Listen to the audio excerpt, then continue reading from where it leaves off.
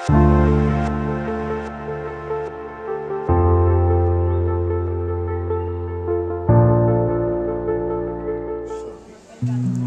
Morning guys, welcome back to the series of दो धाम यात्रा, जिसमें हम केदारनाथ और बद्रीनाथ धाम के आपको दर्शन करवाएंगे। आज है हमारा डे 3।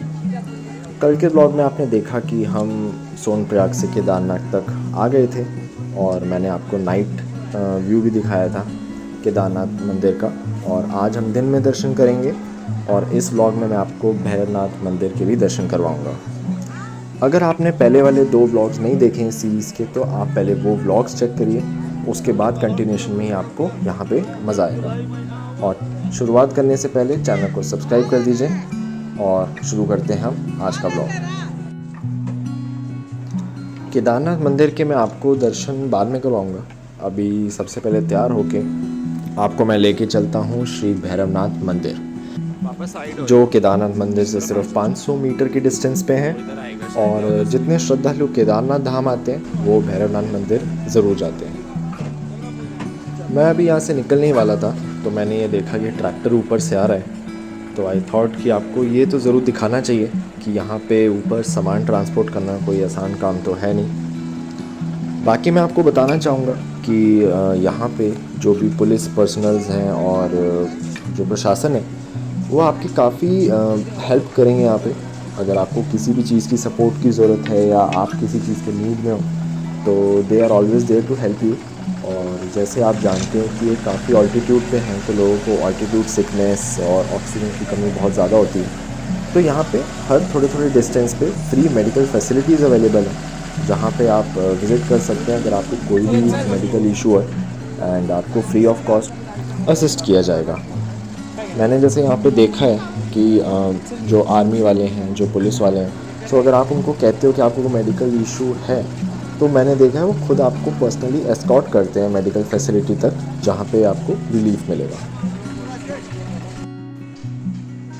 कल वाले व्लॉग में जैसे मैंने आपको रात को स्नो माउंटेन्स दिखाए थे, तो वो तो पता ही था कि अगले दिन का व्यू काफ़ी ज़्यादा एस्टॉनिशिंग होने वाला है। और अभी तो काफ़ी अच्छी धूप आई है यहाँ पे, बट कुछ कह नहीं सकते क्योंकि दोपहर के बाद यहाँ पे रोज़ ही बारिश हो रही है। तो बेटर रहेगा कि हम जल्दी से दर्शन करके वापस, आज हमें सोनप्रयाग भी पहुँचना है। तो व्लॉग के एंड तक बने रहिए और आपको फिर जर्नी भी दिखाएंगे केदारनाथ से वापस सोनप्रयाग की। तो चलिए, जय श्री केदार बोलकर अब हम चलना शुरू करते हैं श्री भैरवनाथ मंदिर की तरफ। भैरवनाथ मंदिर एक पवित्र हिंदू मंदिर है। ये मंदिर भगवान भैरव जी को समर्पित है, जो भगवान शिव के एक रूप माने जाते हैं। ऐसा माना जाता है कि भगवान भैरव ही केदारनाथ मंदिर के रक्षक देवता है।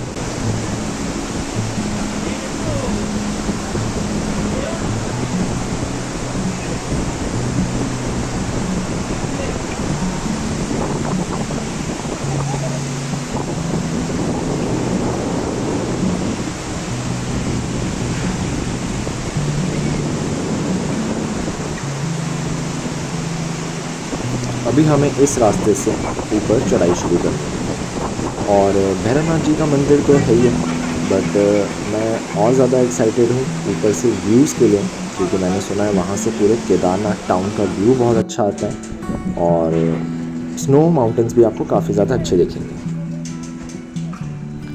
पिछले व्लॉग्स में मैंने केदारनाथ धाम की काफ़ी ज़्यादा हिस्ट्री भी बताई है, तो अगर आप वो सुनना चाहें तो आप पुराने वाले व्लॉग ज़रूर चेक कीजिएगा, मैं ऊपर लिंक शेयर कर दूँगा।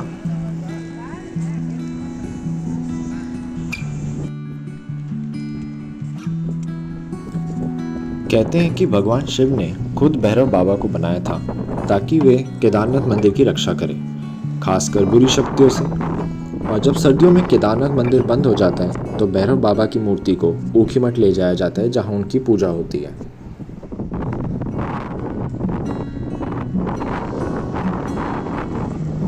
अभी हम भी उसी ब्रिज को क्रॉस करके यहाँ तक आए हैं और यहाँ से दिख रहा है केदारनाथ मंदिर।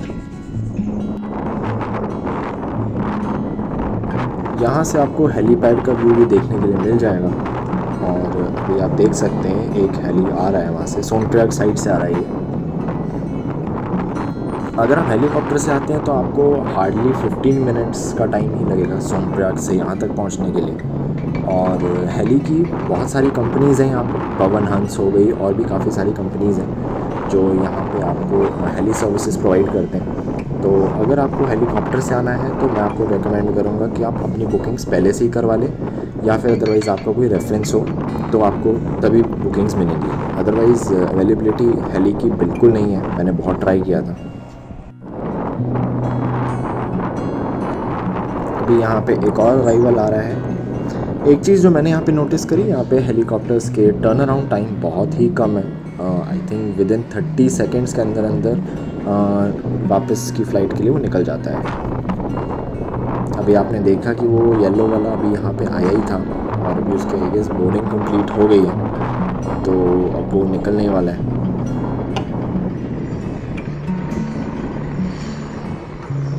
मैं आपको सजेस्ट करूँगा कि अगर आप केदारनाथ तक आ गए हैं तो आधा किलोमीटर से और ज़्यादा फ़र्क नहीं पड़ेगा, तो एक बार भैरव बाबा के मंदिर ज़रूर दर्शन करके जाइएगा।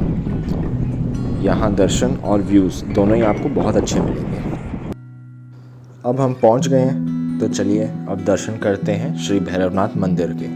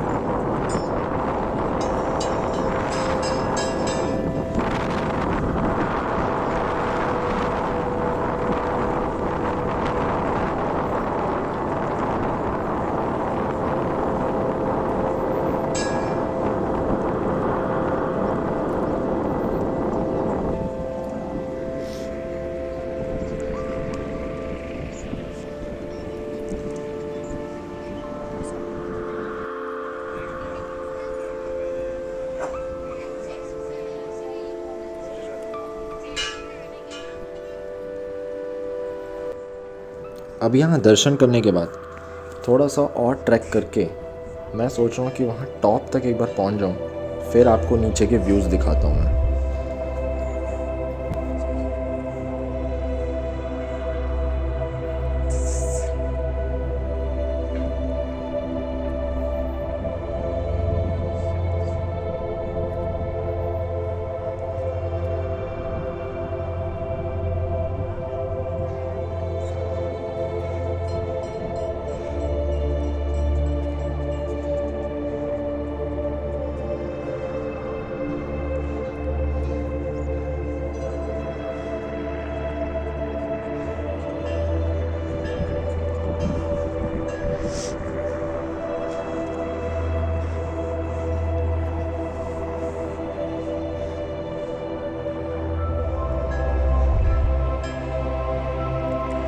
अभी और ऊपर चल के देखते हैं कि वहाँ से कैसा व्यू आता है। मैं आपको कुछ केदारनाथ मंदिर के फैक्ट्स के बारे में बताता हूँ। जो यहाँ पे अखंड ज्योत जलती है, कहते हैं कि जब 6 महीने के लिए मंदिर विंटर्स में बंद हो जाता है और जब उसके बाद दोबारा खुलता है तो वो अखंड ज्योत बिल्कुल वैसे ही जलती रहती है। अब ये मिस्ट्री है कि 6 महीने के लिए ये अखंड ज्योत कैसे जलती है अंदर इतनी ठंड में।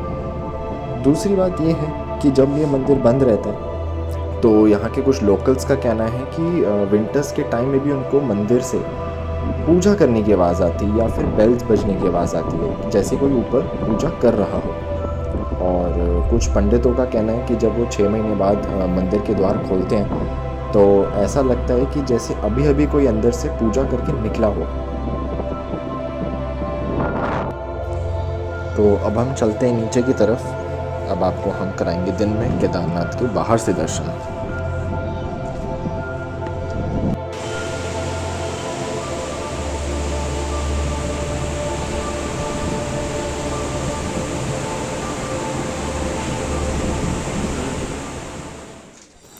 जो मैंने आपको अभी वो वाला फैक्ट बताया था कि विंटर्स में ऐसा लगता है कि कोई अभी पूजा करके निकला हो, तो यहाँ पे ये मानते हैं कि जब विंटर्स में मंदिर बंद रहता है तो यहाँ की जो अच्छी स्पिरिट्स हैं वो आके फिर मंदिर की देखभाल करती हैं।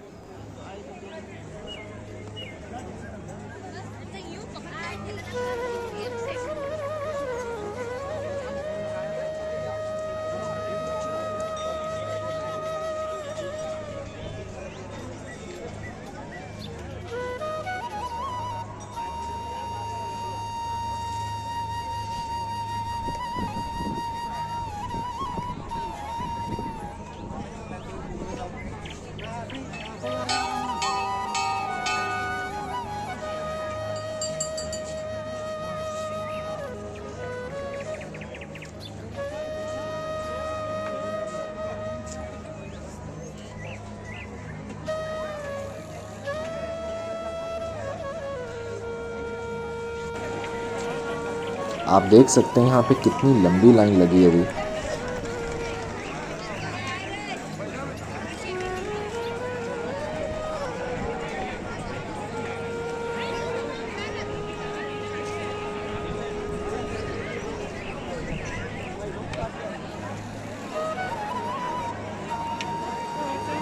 अब बादल काफ़ी ज़्यादा आ गए हैं और बारिश शुरू होने वाली है, तो अब बस दर्शन करके अब यहाँ से निकलते हैं।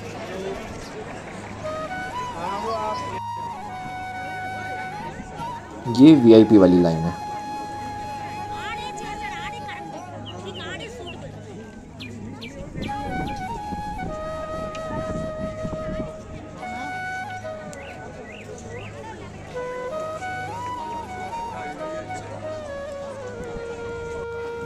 जून 2013 में जब उत्तराखंड में भारी बारिश और बादल फटने की वजह से काफ़ी ज़्यादा फ्लड्स और लैंडस्लाइड्स हुई थी, जब मंदाकिनी रिवर काफ़ी गांव, पुल, सड़कें और लोगों को बहा के ले गई।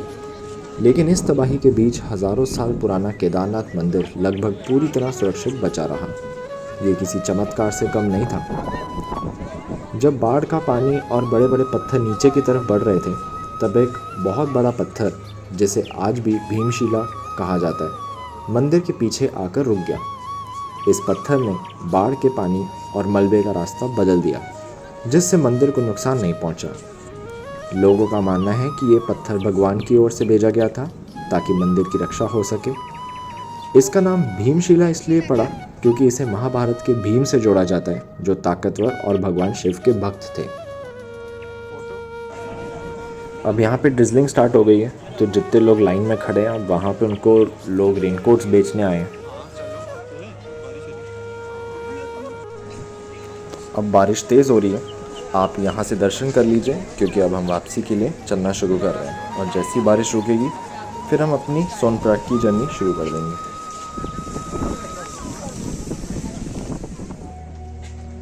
अभी मौसम थोड़ा सा क्लियर हुआ है, अब आप यहाँ से ये स्नो माउंटेन्स का व्यू एंजॉय कीजिए।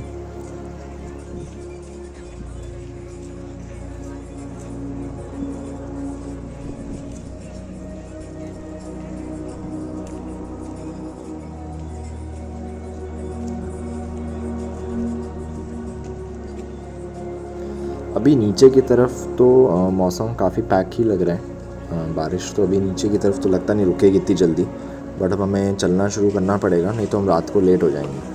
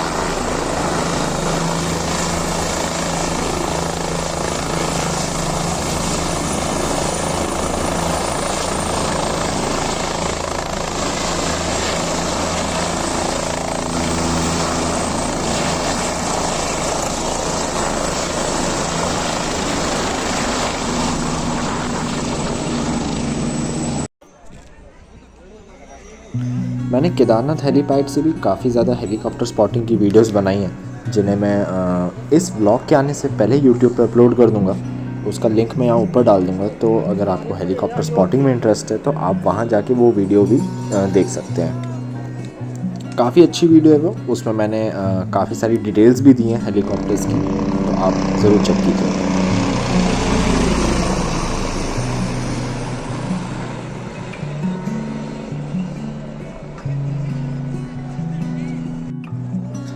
हेलीकॉप्टर बुकिंग का एक डिसएडवांटेज है जो मैंने यहाँ के लोगों से सुना है कि अगर आप काफ़ी ज़्यादा पैसे देके बुकिंग कराते हैं और अगर मौसम ख़राब हो जाता है, जो कि रोज़ दोपहर के बाद होता ही है, तो आपको कोई रिफ़ंड नहीं मिलेगा, आपका सारा पैसा वेस्ट हो जाएगा। तो मेक श्योर कि मौसम अच्छा हो तभी आप अपनी हेलीकॉप्टर की बुकिंग पहले कराएं। बेस कैंप पे पैदल चल के अब मैं उस स्पॉट पे आ गया हूँ जहाँ से अब मेरे को वापस गौरीकुंड के लिए घोड़ा मिलेगा। जैसे कि मैंने अपने व्लॉग 2 में आपको बताया था कि यहाँ पे हर जगह यूपीआई नहीं चलता, तो जब आप घोड़ा करेंगे तो वहाँ भी कैश ट्रांजैक्शन होती है, तो मेक श्योर आप कैश लेकर आएँ। और यहाँ से ऑथराइज रेट घोड़े का गौरीकुंड तक का 2500 पर पर्सन है। अभी बज रहे हैं शाम के 7 और मैं घोड़े पे कुछ भी रिकॉर्ड नहीं कर पाया क्योंकि बहुत हैवी रेनफॉल हो रही है और मैंने रेनकोट पहना हुआ था। तो अभी जहाँ पे चाय के लिए रुके हैं तो वहाँ से मैंने सोचा आपको यहाँ से थोड़ा सा दिखा दूँ, बट घोड़े पे तो बहुत मुश्किल था रिकॉर्ड करना, और रेनकोट पहनने के बाद भी मेरी जीन्स सारी गीली हो गई हैं।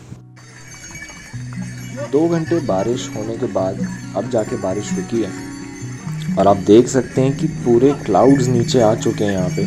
और पीछे भी एक ऐसा पॉइंट था जहाँ पे सारे क्लाउड्स नीचे आ गए थे, काफ़ी फॉगी हो गया था, बट वो मैं रिकॉर्ड नहीं कर पाया था क्योंकि बारिश हो रही थी। लेकिन अभी अंधेरा हो गया तो अभी मैंने सोचा मैं यहाँ घोड़े पे बैठे बैठे मैं ये रिकॉर्ड कर रहा हूँ।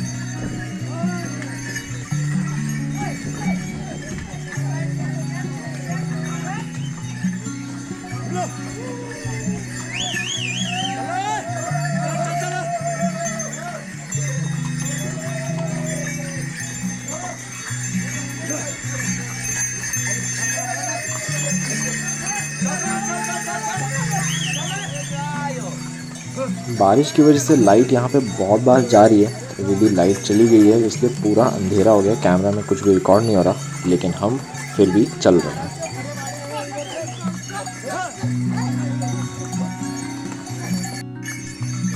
अभी बजने वाले रात के 9 और हम अब गौरीकुंड पहुँचने वाले हैं। और इसके बाद मैं ज़्यादा कुछ रिकॉर्ड तो नहीं करूँगा, अब इससे हमें वही वापस शेयर्ड कैब लेकर सोनप्रयाग जाना है और फिर हम वही सेम होटल में स्टे करेंगे। और नेक्स्ट व्लॉग में मैं आपको दिखाने वाला हूँ बद्रीनाथ का रास्ता, और बद्रीनाथ के हम दर्शन करेंगे और उसके बाद माना विलेज जाएंगे। वीडियो को लाइक कर दीजिए और चैनल सब्सक्राइब कर दीजिए। यहाँ पे एडमिनिस्ट्रेशन काफ़ी अच्छी है, शेयर टैक्सी के लिए भी काफ़ी अच्छी लाइन यहाँ पे लगाई है, नहीं तो बहुत ज़्यादा भीड़ हो जाती, तो it's a good thing. Hope आपको आज का व्लॉग अच्छा लगा हो। अब आपसे मिलते हैं हम नेक्स्ट व्लॉग में। हर हर महादेव, जय श्री केदार।